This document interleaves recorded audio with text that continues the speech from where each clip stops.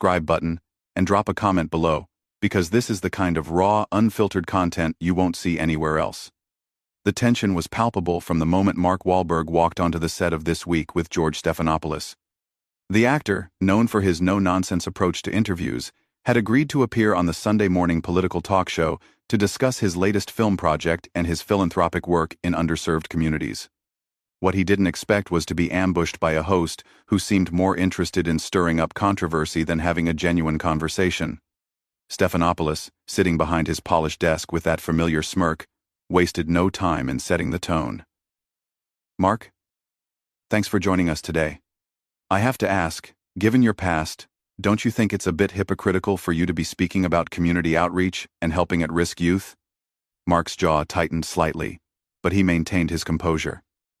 "George, I think my past is exactly why I'm qualified to speak about this. I've been where these kids are. I've made mistakes, I've learned from them, and now I'm trying to give back. But you've never really faced the full consequences of those mistakes, have you?" Stephanopoulos pressed, his voice taking on that condescending tone that veteran journalists often use when they think they've found their target. "I mean, let's be honest about what happened in your youth." "What exactly are you getting at, George?" Mark's voice remained steady, but there was a warning edge to it that anyone who knew him would recognize. Stephanopoulos leaned forward, clearly enjoying what he perceived as having the upper hand. "Well, there are those who would say that your charitable work now is just a way to buy your way out of guilt. A kind of celebrity penance, if you will." Mark shifted in his chair, his hands clasping together as he processed what was happening. "That's a pretty cynical way to look at someone trying to help kids, don't you think? But okay, let's talk about it. What specifically do you want to know?" "I think our viewers deserve to know the real Mark Wahlberg," Stephanopoulos continued, his tone becoming more aggressive. "Not the sanitized Hollywood version, but the person who had some very serious run-ins with the law as a teenager. George, I've never hidden from my past. I've talked about it openly in interviews for decades. I was a troubled kid who made bad choices. I've taken responsibility for that, I've made amends where I could, and I've spent the last 25 years trying to be a better person and help others avoid the mistakes I made." But Stephanopoulos wasn't satisfied with that answer. He had clearly come prepared for battle, armed with what he thought were damning details that would make for compelling television. "But Mark, when you were 16, you were involved in some very serious incidents that many people would say deserve more than just an apology and some charity work." Mark's eyes narrowed. The temperature in the room seemed to drop several degrees. "What are you trying to say, George? Because if you've got something to say, just say it." "I'm saying that maybe it's time for some real accountability." Stephanopoulos shot back, his voice rising slightly. "Time to stop hiding behind your Hollywood success and your charity work, and actually face the music." "Face the music?" Mark's voice was dangerously quiet now. "George, I don't know what kind of show you think you're running here, but I didn't come on to be lectured by someone who's never walked in my shoes." Stephanopoulos, sensing he was getting the reaction he wanted, doubled down. "But that's just it, Mark. Most people don't get to just walk away from their past like you have. Most people don't get second chances, third chances, fourth chances. You think I just walked away?" Mark's composure was starting to crack. "You think this has been easy? You think I haven't carried this with me every single day for 30 years? "Well, have you though?" Stephanopoulos challenged. "Because from where I'm sitting, it looks like you've done pretty well for yourself. Movies, restaurants, production companies, not exactly the life of someone who's been haunted by their past." Mark stood up abruptly, his chair rolling backward. "You know what, George? I think I'm starting to understand what this is really about." "And what's that?" Stephanopoulos asked, clearly pleased with himself for getting such a strong reaction. "This isn't journalism. This isn't holding anyone accountable. This is you trying to tear someone down for ratings." Mark's Boston accent was getting thicker, a sure sign that his anger was building. "You brought me on here under false pretenses. I brought you on here to ask the tough questions that other interviewers won't ask," Stephanopoulos replied coolly. "Tough questions?" Mark laughed bitterly. "George, you haven't asked me a single question about the work I'm actually doing. You haven't asked about the kids I'm trying to help or the programs we've started. All you want to do is relitigate something that happened when I was a teenager. Because it matters, Mark. Your past matters." "Of course it matters," Mark exploded. But what matters more is what I've done with my life since then. What matters is the kids I'm helping now. What matters is the fact that I'm trying to prevent other kids from making the same mistakes I did. Stephanopoulos sensed he was losing control of the interview and decided to go for the kill. But Mark, don't you think those victims, the people you hurt, deserve more than just your charity work? Don't they deserve real justice? The studio fell completely silent. Even the camera operators seemed to hold their breath. Mark stared at Stephanopoulos for what felt like an eternity, his face cycling through a range of emotions: anger, hurt, disbelief. Finally, Mark spoke, his voice low and controlled, but with an unmistakable edge of fury. Real justice? George, let me tell you something about real justice. Real justice is when someone makes a mistake, owns up to it, serves their time, and then spends the rest of their life trying to make amends. Real justice isn't having some television host drag you through the mud 30 years later for ratings. Stephanopoulos wasn't backing down. If anything, Mark's reaction seemed to embolden him. But did you really serve your time, Mark? Because from what I understand, you got off pretty easy compared to what could have happened. Got off easy? Mark's voice cracked with disbelief. George, do you have any idea what you're talking about? Do you have any clue what my life was like back then? What led to those incidents? Crude. Lie. Marx, enlighten me, Stephanopoulos said with that same condescending tone, as if he were doing Mark a favor by letting him explain himself. Mark began pacing behind his chair, his hands gesturing as he spoke. I was 16 years old, George. 16. I was addicted to cocaine. I was living in a neighborhood where violence was a daily reality. I was angry, I was scared, and I was completely lost. That doesn't excuse what I did, but it explains it. A lot of people grow up in tough neighborhoods, Mark. They don't all assault innocent people. You're right, they don't, Mark acknowledged. And I've never said they do. I've never tried to excuse my actions or blame anyone else for them. But what I'm saying is that I was a different person then. I was a kid who was drowning, and I made terrible choices. Stephanopoulos leaned back in his chair, clearly enjoying having Mark on the defensive.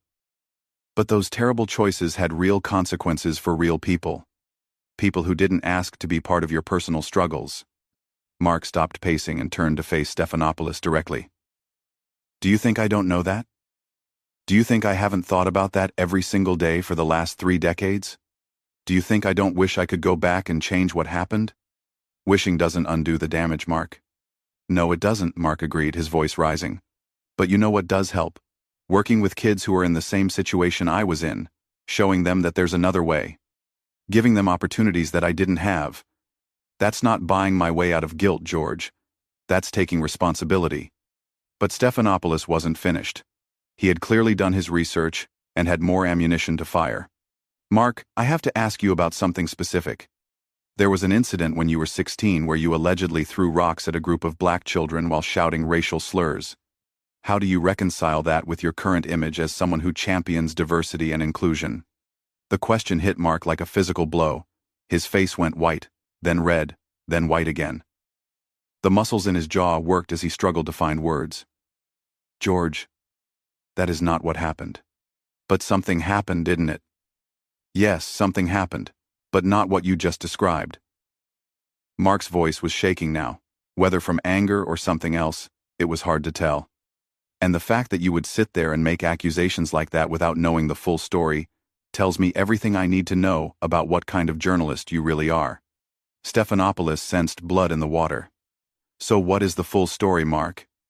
Because our research suggests that there were multiple incidents involving racial harassment.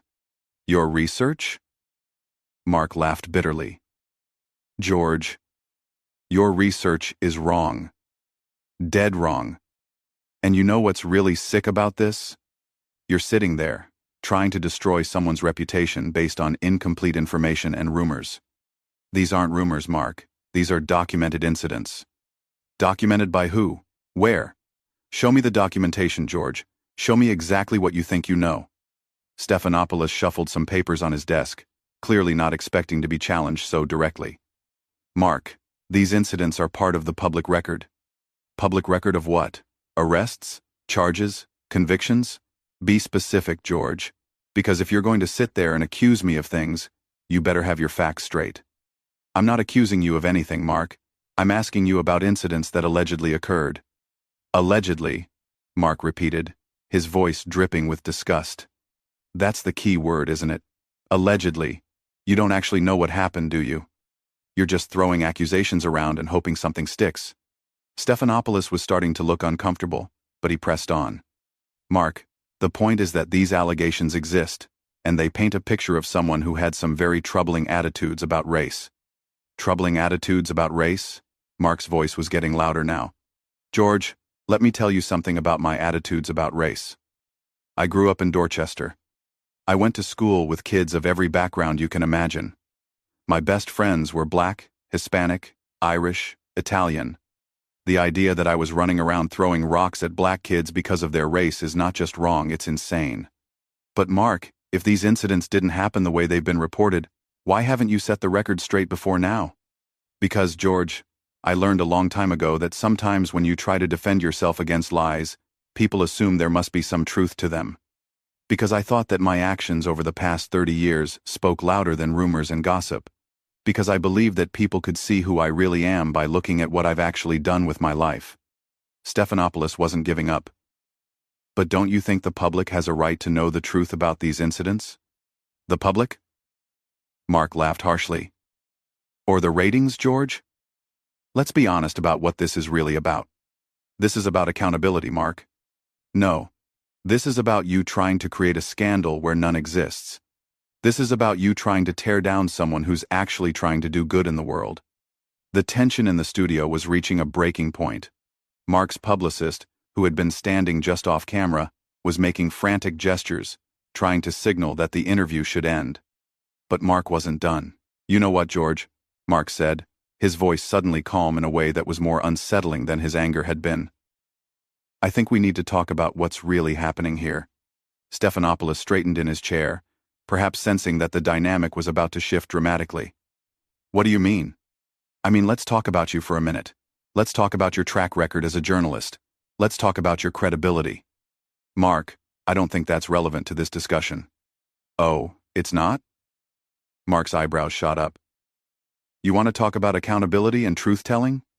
Let's talk about the time you failed to disclose your donations to the Clinton Foundation while you were covering Hillary Clinton's campaign. Let's talk about your history of partisan hackery disguised as journalism. Stephanopoulos' face went pale. That's completely different, Mark.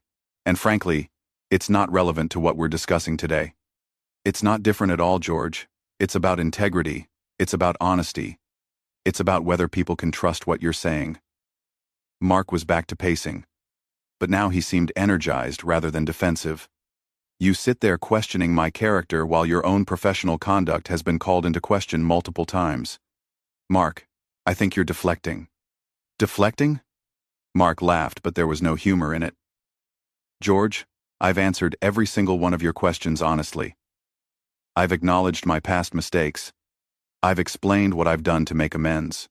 What have you done? Have you ever acknowledged your mistakes? Have you ever apologized for misleading your viewers? Stephanopoulos was clearly rattled now, but he tried to maintain his composure. Mark, we're here to talk about you, not me. Why? Why can't we talk about you? You want to hold people accountable for their past actions? Let's start with you. Let's talk about your time in the Clinton White House, and how that might affect your ability to report objectively on politics. That was decades ago, Mark. So were my mistakes, George, but apparently that doesn't matter to you when it comes to me. Apparently, I'm supposed to be defined forever by what I did as a troubled teenager, while you get to reinvent yourself as an objective journalist despite your obvious partisan leanings. The studio crew was clearly uncomfortable. Several producers were huddled together, whispering urgently. But Mark was just getting started.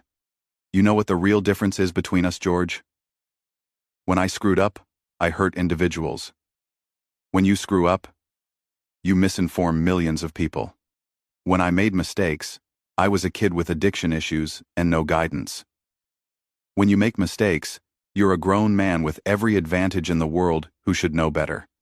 Mark, I think we should wrap this up, Stephanopoulos said, clearly trying to regain control of the situation. Oh, now you want to wrap it up? When you were attacking me, you had all the time in the world. But now that I'm asking you some uncomfortable questions, suddenly we need to move on? The show has a time limit, Mark. The show has a time limit? Mark's voice was incredulous. George, you've been grilling me for 20 minutes about things that happened 30 years ago, but you can't spare 5 minutes to defend your own professional conduct? Stephanopoulos made the mistake of trying to regain the offensive. Mark, the difference is that I'm not the one being interviewed here. You are. And you're the one with a troubling past that needs to be addressed. That was the final straw. Mark stopped pacing and turned to face Stephanopoulos with a look of such intensity that the host actually leaned back in his chair. You can't say that, Mark said, his voice deadly quiet. I can't say what? You can't say that my past is more troubling than yours when you've spent your entire career misleading people. You can't sit there in judgment of me when you're no better than anyone else. And you certainly can't pretend that this ambush interview has anything to do with journalism or accountability. Mark, I think you're overreacting. Overreacting? Mark's voice exploded across the studio. Overreacting? George, you invited me on your show under false pretenses. You've spent the entire time trying to character assassinate me based on incomplete information and outright lies. You've ignored everything positive I've done with my life and focused solely on trying to destroy my reputation. And when I point out your own professional failings, suddenly I'm overreacting? Stephanopoulos was clearly in over his head now. Mark, I understand you're upset, but nothing, George. There is no but. You crossed a line today. You went from being a journalist to being a hitman. And the worst part is, you don't even have the integrity to own up to it. I was doing my job, Mark. Your job? Mark laughed bitterly. George, your job is supposed to be informing the public, not destroying people for entertainment.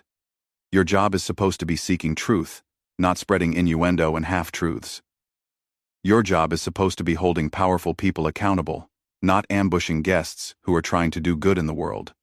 The studio had gone completely silent except for Mark's voice, which was now filled with a righteous anger that was impossible to ignore.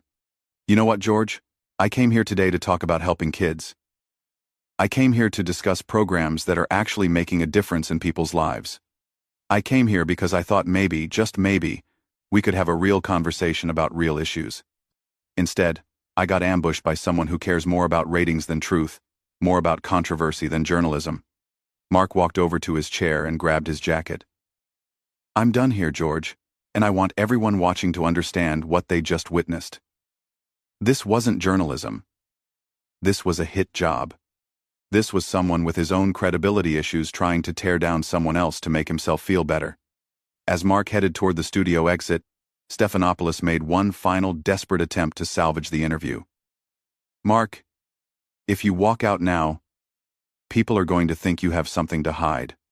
Mark stopped and turned around one last time. George, the only thing I have to hide is my disappointment in what journalism has become. The only thing I'm ashamed of is that I believed you when you said you wanted to have a serious conversation